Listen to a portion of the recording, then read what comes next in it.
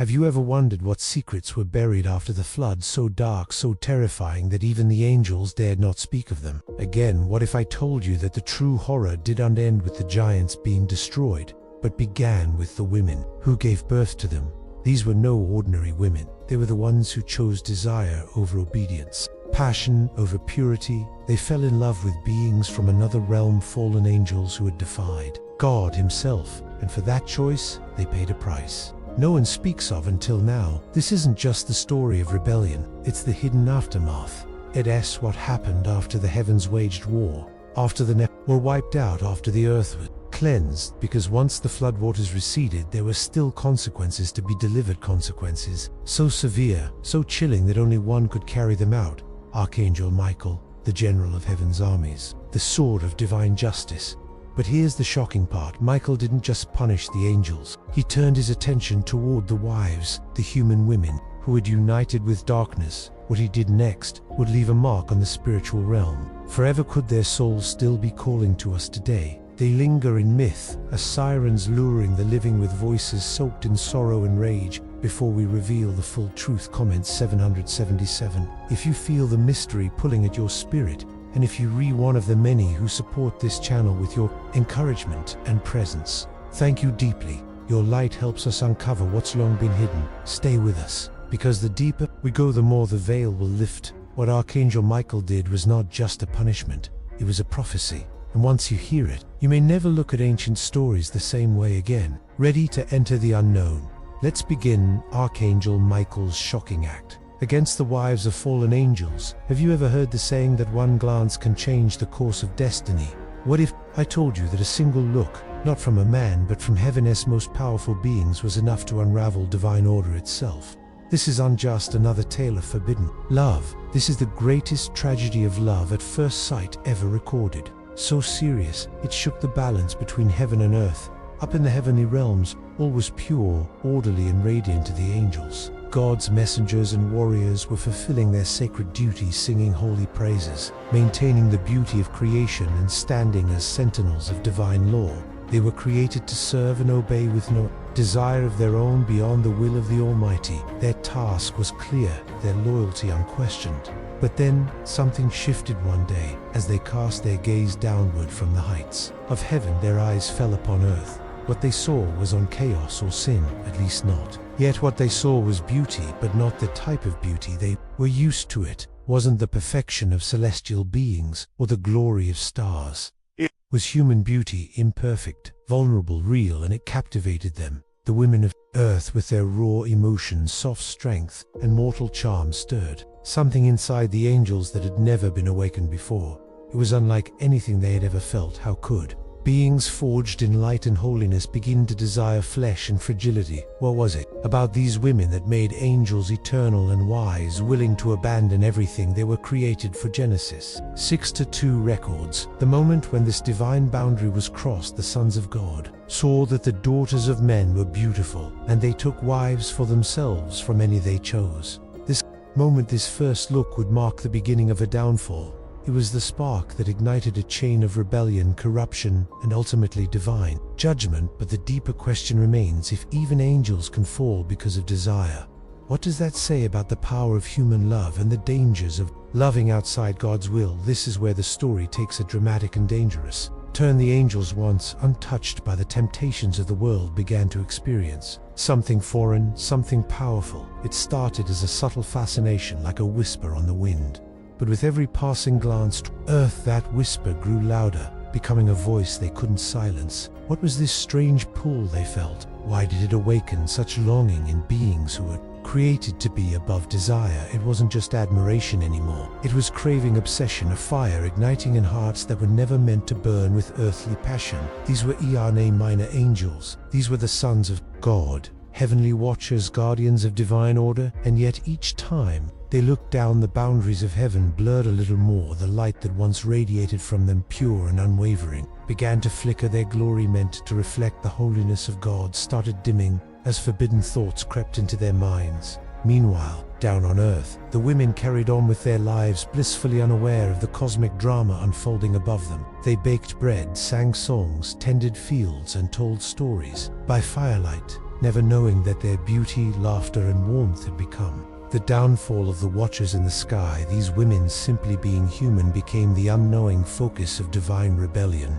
Have you ever wondered what it would feel like to be watched, not by people, but by celestial beings? Angels meant to guard, now longing to possess. What happens when holy watchers break their silence, not to protect, but to pursue, as it is written in Jude 1-6. The angels who did not keep their proper domain, but left their own abode, he is reserved in everlasting chains under darkness for the judgment of the great day. The heavens were growing restless. The air was thick with tension. A choice was about to be made, one that would send ripples through eternity. And as the angels leaned closer to the world of flesh, the skies above began to shift. But the strange energy wasn't just felt in heaven down on earth. Something began to stir within the women, to something they couldn't quite explain. It wasn't fear, but it wasn't peace either. It was as if they could sense unseen eyes upon them, watching not with malice but with intensity. They felt chosen, though they didn't know why. Suddenly, ordinary days felt extraordinary. Breeze that brushed their faces carried a strange electricity, and even the silence of the night seemed to whisper secrets. Have you ever stood outside just moments before a storm breaks, when the wind dies down and the air feels alive, thick with tension and mystery?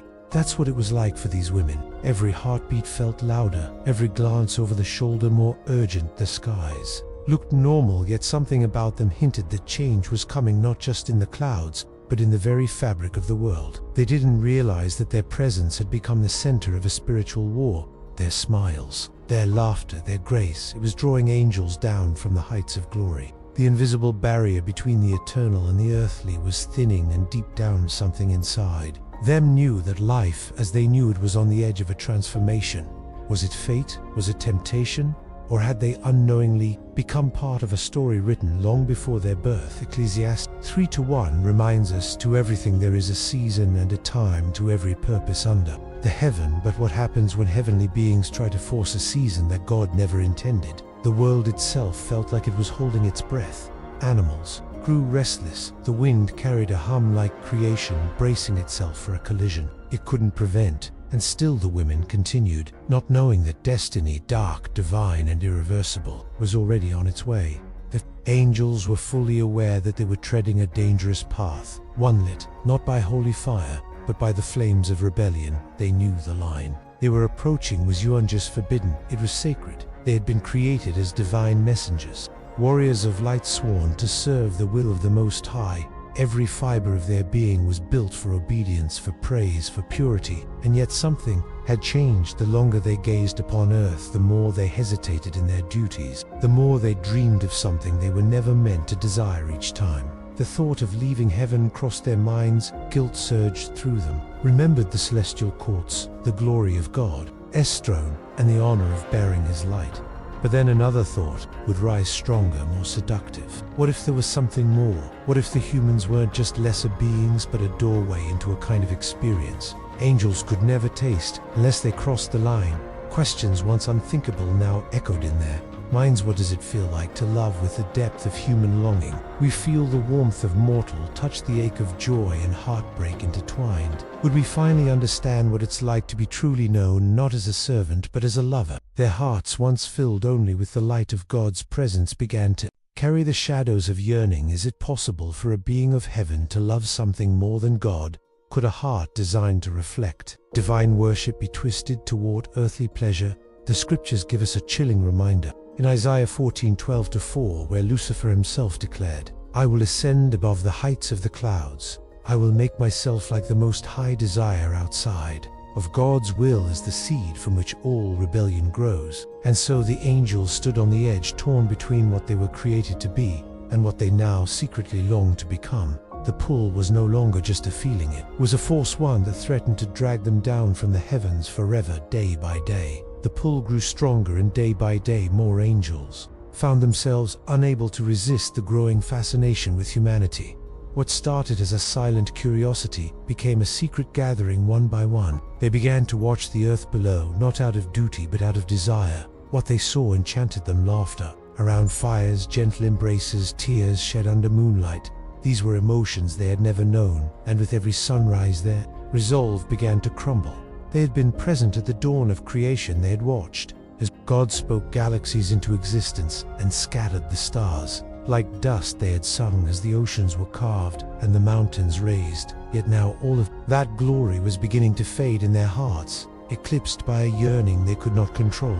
Each angel stood at a crossroad. Should they remain loyal to their divine assignment, or surrender to the promise of a love they could never truly possess? What is it that makes the forbidden so irresistible? Could it be that the very boundaries God sets are the ones that test the deepest truths of our hearts? Heaven and earth were never meant to intertwine. This way the realms were designed to remain separate, each with its own laws, its own purpose.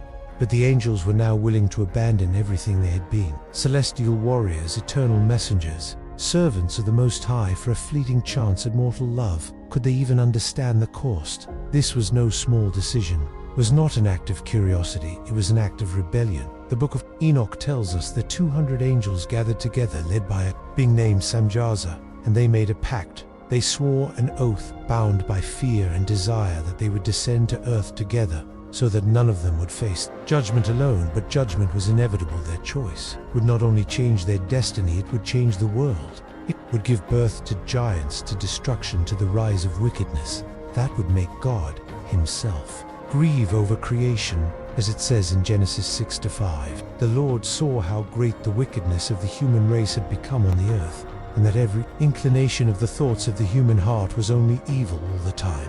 The heavens were about to shake, the earth was about to groan under the weight of corruption, and those angels, so captivated by human beauty, were about to learn a truth that echoes through eternity. No matter how compelling the reason may seem, some divine laws are never meant to be broken. The moment these angels, no longer messengers of God, but now outcasts, set foot upon the earth, a strange enchantment rippled through the natural world. But this was on the kind of magic that brings healing or hope. This was something far more dangerous. It was the kind of beauty that doesn't lift you up but pulls you under like a riptide. Imagine the most breathtaking person you've ever seen now. Imagine 1,000 times more radiant, more flawless, more unearthly. That's what they looked like. But their beauty wasn't just visual, it was supernatural. They didn't walk like men, they moved as if gravity no longer applied to them, gliding through air with impossible grace. Their voices didn't sound human. Either when they spoke, it wasn't speech, it was melody, pure and seductive, resonating not just in ears, but in souls and the light. They didn't just reflect it, they wore it.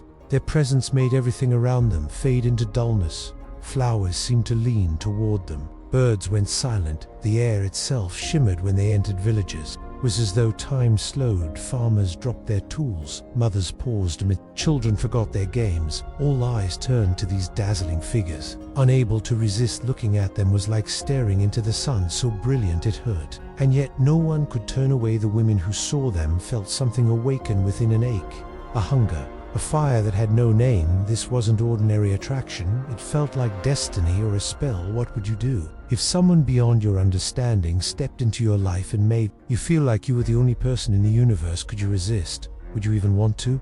You aren't just striking strangers. They were perfection. Perfection wrapped in mystery. Walking among mortals like living dreams. Their skin glowed with a light like moonlit silver. Their eyes shimmered with starlight, yet seemed to hold knowledge older than the earth itself. And when they smiled, hearts melted, but something inside also stirred with unease, because behind that divine smile, something was wrong. They were beautiful, yes, but their beauty was laced with shadow. Their charm felt too smooth, too flawless. The scriptures warn us in 2 Corinthians 11:14. Satan himself masquerades as an angel of light, and if the prince of darkness can appear beautiful, how much more deceptive could these fallen beings be? Their smiles, so enchanting, concealed ancient secrets, their eyes mesmerizing as they were held the weight of heavenly rebellion and the coldness of immortality. The women they approached felt drawn like moths to a flame, caught between awe and helplessness. How could they resist someone who glowed with celestial light, someone who knew their thoughts, their fears, their longings without needing a word spoken, someone who offered them not just attention but promises, impossible, intoxicating promises that no human man could ever match. But deep down the world itself seemed to flinch. Nature knew, heaven knew, and soon even the women who fell for them would learn. This was no fairy tale. This was the beginning of something dark, something that heaven would not let stand. But here, where the story begins to truly unsettle the soul, the frightening part was unjust what the angels had done. It was what began happening to the women the longer they stayed near these fallen beings. The more they started to change. It was subtle at first, a strange glow in their eyes, a shift in their energy. They began to carry a presence that others could sense, but couldn't explain. It was as if the divinity the angels once held had begun to seep into them, altering them body, mind and spirit. They no longer saw the world the same way. Daily life, which once brought comfort and meaning, now seemed hollow and dull. The touch of a human husband, the rhythm of an earthly routine, none of it satisfied them anymore. They had tasted something forbidden, and now they were forever changed. Normal men seemed small, insignificant. Their eyes, once opened, two simple joys were now fixed on something far more dazzling and dangerous. Was this love or possession? Were these women truly chosen or simply being used? The fallen angels knew exactly what they were doing. They did unpick at random from the heights of heaven. They had already marked the ones they desired, the most radiant, the most alluring, the ones whose spirits shone bright, even in the darkness of earth. And once they arrived, they used all their powers, divine knowledge, charm, the illusion of perfect love, to become everything these women had ever dreamed of. They whispered promises only angels could know. They became the embodiment of fantasy. But what appeared like a dream was in truth the opening act of a nightmare. It looked like romance, it felt like destiny, but in reality it was a divine violation each time. One of these celestial rebels took a woman as his wife. The fabric of the universe trembled. Heaven felt the breach, earth felt the consequence. These were not mere marriages. These were unholy covenants forged without God's blessing, built on disobedience and desire, and the ripple effects reached far beyond what anyone could see. Genesis 6-4 gives us a chilling glimpse. The Nephilim were on the earth in those days, and also afterward. The sons of God went to the daughters of humans and had children by them. Were the heroes of old men of renown. But what kind of heroes were they? Were they saviors or monsters? Because the true horror was still to come. The children born from these forbidden unions were not ordinary. They were giants, titans, beings with power that no human could control, and no angel could redeem these offspring. Half angel, half human, would turn the world into a place of chaos and terror. And so the question remains, what happens when divine beings cross sacred lines, when love becomes lust and blessings become curses? The answer lies in the next chapter of the story, where these children, the Nephilim, rise from the wombs of mortal women and bring upon the world a darkness that even heaven can no longer ignore. Now let me reveal the terrifying truth about the offspring of these forbidden unions. The Nephilim, these were not ordinary children. They were the cursed fruit of angelic rebellion and human vulnerability. From the moment they took their first breath, it was clear they did not belong to either world. They were too large for cradles, too strong for swaddling clothes, and they did not stop growing. Their body surged with power, and their hunger grew just as fast. Imagine a child born from divine power and human flesh. A being whose growth didn't slow with time but accelerated. These weren't just big kids, they were giants towering over trees, their shadows swallowing entire streets. When a Nephilim walked, the very earth trembled beneath their massive feet. When they cried, the sound echoed like thunder rolling through mountains. When they shouted in rage, villagers heard it from miles away. They were terrifyingly strong enough to tear through stone walls, to uproot forests, to crush armies without effort. But their strength was only half the danger. These giants inherited their father's celestial abilities, strength, perception, power, but none of their divine restraint. And from their mothers, they gained emotion, jealousy, pride, anger, without the human conscience to tame it. Imagine the emotional outburst of a toddler. Now imagine that toddler the size of a house, with a strength to level cities. This was not fantasy, it was a waking nightmare. The world was suddenly home to beings too powerful to control and too immature to understand. Mercy, have you ever wondered what it would be like to live in constant fear, not of storms or wild beasts, but of your own? Neighbors, children, entire cities lived in dread of the Nephilim. People whispered their names with trembling lips, hoping not to draw their attention. Farmers abandoned their fields, fishermen stopped sailing, markets closed. No one wanted to be seen when the giants came and the Nephilim came. Often they took what they wanted without apology. They ate what they saw, livestock, harvests, even people. Nothing was sacred, nothing was safe. Some grew as tall as towers, others wide as the gates of cities. But worst of all, they weren't mindless, they were intelligent. They could speak, reason, plot, and with that cunning came cruelty. The Book of Enoch paints a chilling picture of this era, saying, "They consumed all the acquisitions of men, and when men could no longer sustain them, the giants turned against them and devoured mankind." It was more than destruction.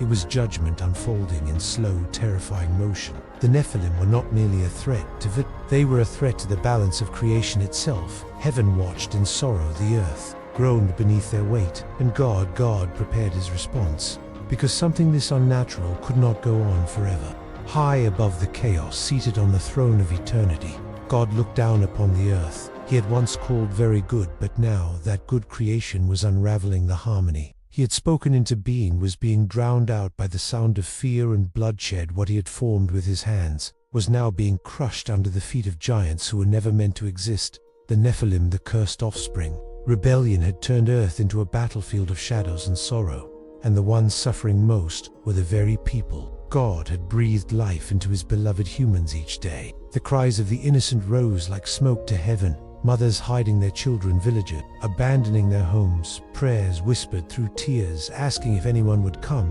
asking if heaven still cared. And God heard every cry. He saw every injustice. The giants thought themselves unstoppable, but the Creator was not blind. His anger, though slow to rise, began to burn. Like a righteous fire, judgment was stirring. That was when heaven's most powerful warriors prepared to descend. The archangels, beings of immense might and unwavering loyalty, was summoned to war. Michael the commander, Gabriel the messenger, the flame of truth, Raphael, the healer turned warrior. These were not just celestial figures of peace. They were generals forged in the fire of divine justice. But even they knew this would not be like any battle fought before. They weren't facing demons or fallen spirits alone. They were going up against creatures born with angelic blood, hybrids of heaven and earth, packed with power, driven by chaos and wrapped in flesh. And they were everywhere. Were not scattered, they had multiplied, they had claimed dominion. The earth had become their playground, and humanity their prey. Could even heaven's mightiest stop what had now grown so far out of control? The archangels gathered their forces, brilliant legions that stretched across the skies, but they did unmove quickly. This was not a battle they could charge into blindly. Every step was planned, every strike calculated. They had to fight not only with strength, but with the wisdom of heaven. The Nephilim were cunning, they were fast, and they were angry. But here is the thing about serving the Most High: when you go to war in His name, you are never unprepared for every rebellion. Heaven has a response for every corrupted creature there is, a cleansing fire, and for every darkness that rises, God already has a plan to bring it down. Do you remember what Romans 12:19 says? "Vengeance is mine, I will repay, says the Lord." This wasn't just a mission, this was a divine reckoning, and leading the charge was Michael. He didn't just carry a sword, he carried the full weight of God's justice in his hand. When even the archangels, those towering warriors of heaven, began to struggle under the weight of the Nephilim's might, the sky itself seemed to grow still. It was then that God, in his divine mercy and fierce justice, chose to act. He would not let corruption swallow his creation. He would not allow the earth, meant to be a garden of life, to become a graveyard of terror. And so the decision was made, not just to strike, but to cleanse. God revealed a plan unlike anything the world had ever known. It would not be carried out by sword alone, but by the hand of nature itself. A flood, vast, merciless, divine, would rise from the depths and fall from the heavens. It would sweep away all that had been defiled, not out of rage, but out of sorrow, not just to destroy, but to begin again. Genesis 6:13 echoes this solemn moment. "The end of all flesh has come before me, for the earth is filled with violence, and behold, I will destroy them with the earth." And so it began. The battle erupted like the opening of a divine storm. Archangels clashed with giants in fields soaked with rain. Blades forged in heaven met fists the size of boulders. The sky itself turned into a war zone, lightning cracking open the clouds, thunder booming like the voice of God across the earth. Mountains quaked, forests caught fire from celestial strikes. The Nephilim, so used to dominance, now trembled as they faced the wrath they never believed would come. And then came the rain, not a soft drizzle, not even a thunderstorm. This was something else entirely. The heavens opened with a roar, water crashed down like judgment, made liquid rivers overflowed in seconds, valleys vanished beneath rising waves, the ground split and groaned. The flood was not just water, it was God's grief, his final verdict upon a world that had lost its way for the first time since their unnatural birth. The Nephilim felt something new, something unfamiliar, and paralyzed in fear. It was etched into their massive faces. It echoed in their cries. These creatures who once terrorized the world now begged for mercy. They had never shown to others, but mercy had already come and gone. What happens when even giants fall to their knees, when divine patience runs out, when God himself declares no more? Everyone knew in that moment, angel, human, and Nephilim alike, that a sacred line had been crossed. A boundary, never meant to be touched, had been shattered, and now all creation was paying the price. This was not just the end of an age, it was the beginning of something new. But first, everything unholy had to be washed away. Have you ever seen storm clouds so thick, so dark, that they seem to swallow very sun? Now, imagine the darkness multiplied 1,000,000 times, so dense that day became night, not because of time, but because of wrath. That's how it began the day. God declared that enough was enough. The sky didn't merely darken, it turned black, the kind of black that feels alive, pressing down on everything beneath it. The air thickened with a silence that roared, a pressure so heavy it felt like even the earth was holding its breath. At first, people were confused. Rain wasn't unusual. Storms came and went. But this was different. The clouds didn't move, they hovered. The wind didn't blow, it screamed.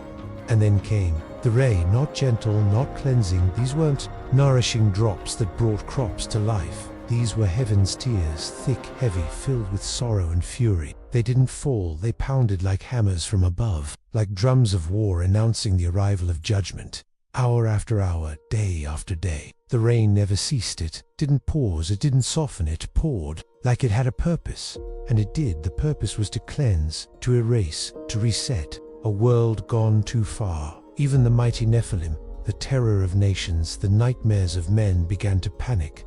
Their confidence melted into confusion. Their booming laughter turned into silence. These giants who had split trees with their fists and broken bones with their roars now trembled like lost children. They tried to escape. They raced to mountains, climbing to the highest peaks they could find. Their massive hands digging into the stone like desperate animals, but the water kept rising higher and higher until the peaks disappeared beneath. The waves, like everything else, for the first time their power meant nothing. Strength couldn't stop the flood, height couldn't save them.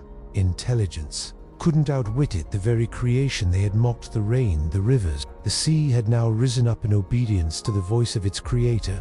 Can you imagine the sound, the screams of men, women, children, the guttural cries of the Nephilim, the helpless sobs of those who had laughed at Noah, who had mocked the warnings, now crying out for mercy, when mercy had already closed its door? And the fallen angels, those once glorious beings who had caused this ruin, watched it unfold, trapped between heaven and earth, powerless to stop what they had set in motion. Their children, their pride, their legacy drowning. Their rebellion, once bold and beautiful, now lay shattered beneath waves that no wing could lift, no spell could calm. This was not mere rain, this was divine reckoning, as it says in Genesis 7:11-12. All the fountains of the great deep burst forth, and the windows of the heavens were opened, and rain fell upon the earth. 40 days and 40 nights the waters rose, but they did more than submerge. They silenced, they cleansed, they mourned, and in that terrible silence one truth echoed louder than any thunder. When God moves in judgment, no power in heaven or earth can stand against him amidst the screaming winds and thunderous skies. While the earth drowned under the weight of divine judgment, there was one vessel untouched by destruction, Noah's Ark. It floated like a flickering flame in a world gone dark, a lone survivor amid a sea of sorrow. Inside, Noah and his family huddled with the animals, each heartbeat echoing with the sound of crashing waves. Imagine what it must have felt like to sit within those wooden walls, knowing that outside the entire world was being torn apart. The ark groaned and swayed as the water lifted it higher and higher. The storm did unwhisper, it roared, shaking the very foundations of creation. Yet in the midst of chaos the ark held firm, because this was more than a boat. It was a covenant, a symbol of God's faithfulness to the few who remained righteous. But even inside that refuge, they weren't deaf. The cries of the dying pierced through the rain, the desperate screams of people pounding on the outside of the ark, begging to be let in. Parents calling for their children, friends shouting for forgiveness, but the door sealed by God himself would not open. Genesis 7:16 reminds us, "Then the Lord shut him in." This wasn't Noah's choice, it was God's decree, and they had to trust it no matter how it broke their hearts. Outside, the water showed no mercy. Fields vanished, forests disappeared, hills became islands for mere moments. Before being swallowed whole, the tallest mountains, once symbols of majesty, sank beneath. The waves as though they had never existed, and the mighty Nephilim, the giants who once shook the ground, with every step found themselves powerless. Their strength meant nothing now. Their height could not save them. The flood was no respecter of power or pride. They tried to fight it. They climbed, they roared, they resisted. But the waves were relentless, and soon, even the greatest of them disappeared beneath the surface like shadows fading in the night, and the fallen angels, those who had defied heaven for the sake of love and lust, could do nothing but watch, bound in chains, restrained by the very God they betrayed. They beheld their own legacy drown, their wives, their monstrous children, the cities they had shaped with forbidden knowledge. All of it crumbled into silence. Beneath the flood, it was more than loss. It was erasure. Their rebellion, once glorious in their eyes, had become their ruin. For 40 days and 40 nights the rain did not stop. It was as if heaven was weeping, not just in rage but in grief. The earth, once teeming with life, was now a single endless ocean. No mountains, no valleys, no towers of pride, just water stretching to the farthest horizon. And at the heart of that vast expanse, one solitary vessel floated, Noah's Ark, the last heartbeat of the old world. When the waters at last began to retreat, it was like watching the earth awaken from a terrible dream. But it was not the same earth. The world had been wiped clean. Nothing remained of the Neph's kingdom. No temples, no bones, no trace of the hybrid race that once ruled like gods. It was as if time itself had reset. A new beginning had come, but not for everyone, because while the ark had survived and the earth would live again, the story was not over. There was still one group left to face judgment, a punishment not of drowning, but of eternal haunting. The wives of the fallen angels, the women who had embraced the forbidden and given birth. Two giants. They had survived the flood, but not in the way they hoped. What waited for them next was darker than death, and Archangel Michael was already on his way when the floodwaters finally receded and the sun once again touched the face of the earth. Many thought the horror had ended, but for some, the nightmare was only beginning. Hidden beneath the silence of the cleansed world were hearts still chained by regret, those of the women who had loved the fallen angels. They had survived the flood, but maybe survival wasn't mercy. Maybe it was the beginning of their judgment. Imagine it, loving someone with all your soul, someone radiant, someone who once shone brighter than the stars. These women had given themselves to beings of divine beauty and unimaginable power. They believed it was love, they believed it was destiny. But in the end it was deception wrapped in splendor. And now those angelic husbands, the ones they once adored, were gone, not dead but worse, imprisoned in chains of darkness. Some were cast into deep valleys, as described in 2 Peter 2-4. If God did not spare the angels who sinned, but cast them down to hell and delivered them into chains of darkness to be reserved for judgment, others were sealed away in spiritual realms, trapped until the final day of reckoning. They couldn't return, couldn't speak, couldn't even offer a final touch of comfort. Their arms, once wrapped around their wives, were now bound by divine command. And so the women were left to face the wreckage of what they had helped create, alone, heartbroken, haunted. Some collapsed beneath the weight of it all. Picture it standing on a barren post-flood earth, looking out at a world washed clean and knowing deep inside, I was part of why this happened. That guilt was crushing every tree, uprooted every soul lost, every child swallowed by the water. It echoed back to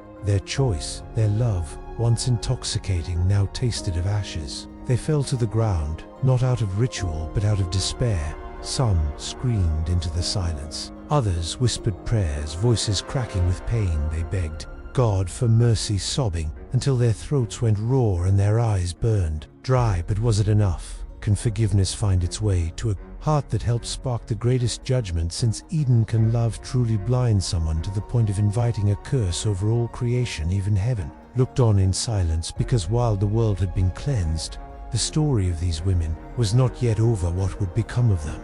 Those who bore giants, who danced with angels, who wept at the edge of eternity. The answer would come not through a second flood, but through fire. Because Archangel Michael had not yet finished heaven's command. But not every woman knelt in sorrow. Not every heart broke under the weight of what had been done. Some, like Nama, refused to bow. The name itself carried the sound of silk and fire. She had once been praised for her beauty, her charm, her mesmerizing voice. Even the angels had noticed her above all others. but her beauty had become her weapon. Her pride had become her armor, and even after the flood wiped away the world she helped unravel, Nama stood tall, unrepentant. She wore her guilt like a gown, but not out of shame. It was woven of defiance. She had drunk deeply from a cup of forbidden power and liked the taste. She had used her allure not just to charm the angels, but to lead other women down the same path. Even as heaven rained fire in its silence, she still believed she had been right. Her pride became her prison. A cage built, not with chains, but with mirrors that only reflected what she wanted to see. But God, whose justice sees through every mask, crafted a punishment, not only just but poetic. They were transformed not into beasts, but into warnings, into sirens, into mermaids. Yes, those half-woman, half-creature beings of the deep curse to live beneath. The waves behind the fantasy lies judgment. These women, once loved by angels and lifted above mortals, were now cursed to forever embody the very danger they had once embraced. They would be beautiful still, achingly, voices like music, eyes like stars, but their beauty now accursed would bring only destruction. Just like the angels they once loved, they would now lure others into the same kind of fall. Can you imagine? Such a fate, to be desired forever, but never loved, to be pursued, but never cherished, to sing songs you can't stop singing, knowing they lead others to ruin. These weren't fairy tale sirens, these were cursed souls trapped between heaven's wrath and earth's memory. And the worst punishment wasn't the curse itself, it was the memory, the knowing, the endless replaying of choices that led to the end of the world. Their minds became battlegrounds. Some descended into madness, hearing the cries of the drowned every time they closed their eyes. Others became numb, walking shadows hollowed by guilt, too deep for words they tried to forget, but the sea never let them.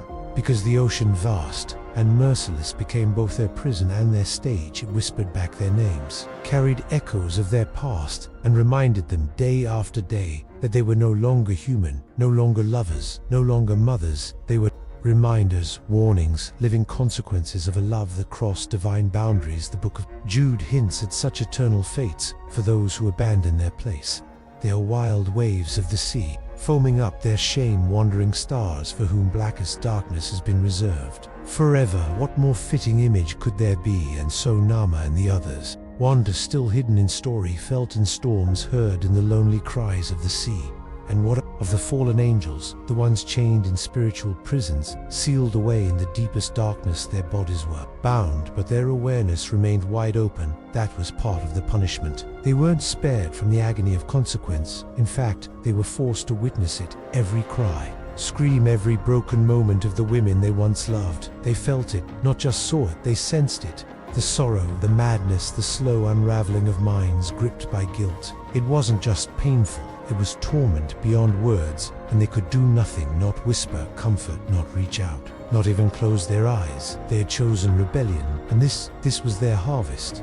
Meanwhile, the angels, who had remained faithful, those who had refused to give in to temptation, were given a sacred charge, no longer just messengers, no longer just warriors. They became watchers over a wounded earth, guardians of a world that had tasted both heaven's glory and heaven's wrath. Was their duty now to make sure such defiance would never take root again? From their new posts they observed everything. They watched the seas, where the sirens still sang their songs, haunting, beautiful, deadly. These sirens were once their sisters-in-law, part of a forbidden family tree that heaven would never fully embrace. The faithful angels did not interfere, they could not, but they listened and they remembered. They also watched humanity rise from the ashes, tentatively, painfully, village by village, garden by garden. The people tried to forget, but the memory of the flood lingered, like smoke after fire. Stories passed from father to son, mother to daughter, about giants, angels, and a sea that swallowed the earth. No one ever told the full truth,